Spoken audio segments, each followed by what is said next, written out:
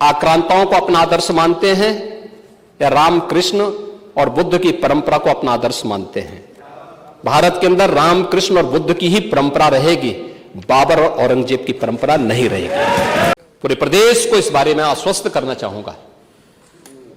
प्रदेश के अंदर किसी भी मुस्लिम पर्व और त्योहार के दौरान, किसी भी अन्य मत और मजहब से जुड़े हुए किसी भी पर्व और त्योहार के दौरान कहीं कोई समस्या नहीं खड़ी होती, तो फिर हिंदू पर्व और त्योहार के दौरान कोई समस्या खड़ी करेगा तो सरकार उसको सख्ती से निपटने का काम भी करेगी, उतनी ही सख्ती से निपटने का काम भी करेगी।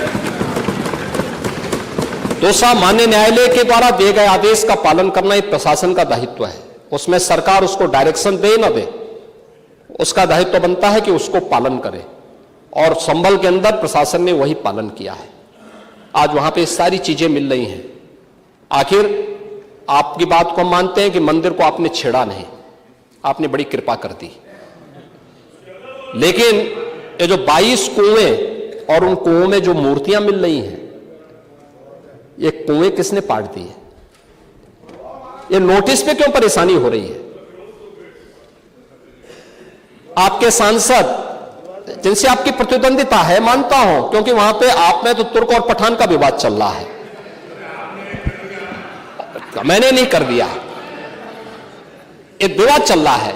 आप उनके सामने, माननीय सदस्य के सामने, आप उनके साथ अपनी जड़ें ढूंढ रहे होंगे, लेकिन ये सच्चाई है, ये सच्चाई है, क्योंकि ये तो है ही। सकीफुल रहमान बर्क कभी भी अपने को ये नहीं बोलते थे कि मैं भारत का नागरिक हूं, वो तो कहते थे मैं बाबर का संतान हूं, वो बोलते थे। आप भी मानते हो कि इस बात को? अब आपको तय करना है कि आक्रांताओं को अपना आदर्श मानते हैं या राम कृष्ण और बुद्ध की परंपरा को अपना आदर्श मानते हैं।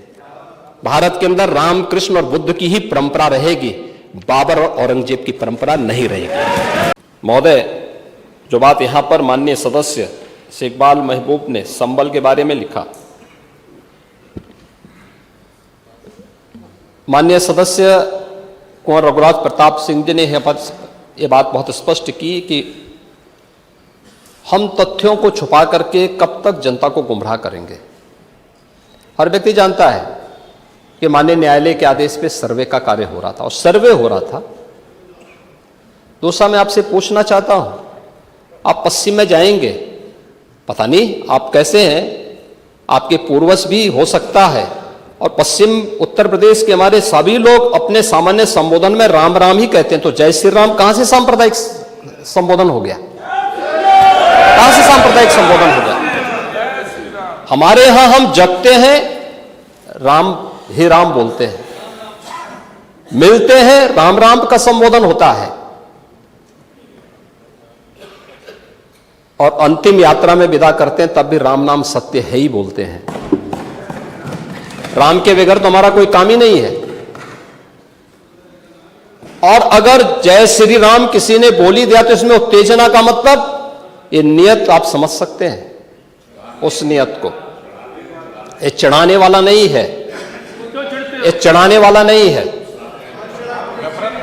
ये चढ़ाने वाला नहीं है। एक दूसरा, आपने कुंदरकी की जीत को वोट की लूट बताया। आप एक सदस्य का अपमान कर रहे हैं। आपके सदस्य की तो जमानत जब्त हो गई वहां पे। और क्या ये सच नहीं है? इस समय तो आज डिजिटल मीडिया का है। वहां का पठान, वहां का शेख सब कह रहे साहब हमारे पूर्वज तो हिंदू थे, और आप भी, आपके पूर्वज भी हिंदू थे। क्या ये सच नहीं है? और क्या ये सच नहीं है कि देशी और विदेशी मुसलमानों की आपसी भिड़ंत है जो वर्षों की लड़ाई को लेकर के वहां चल रहा है?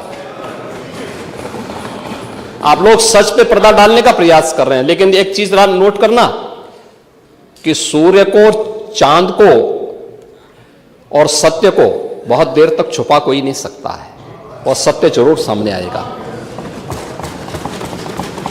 और उसी सत्य के बारे में कहा जा रहा है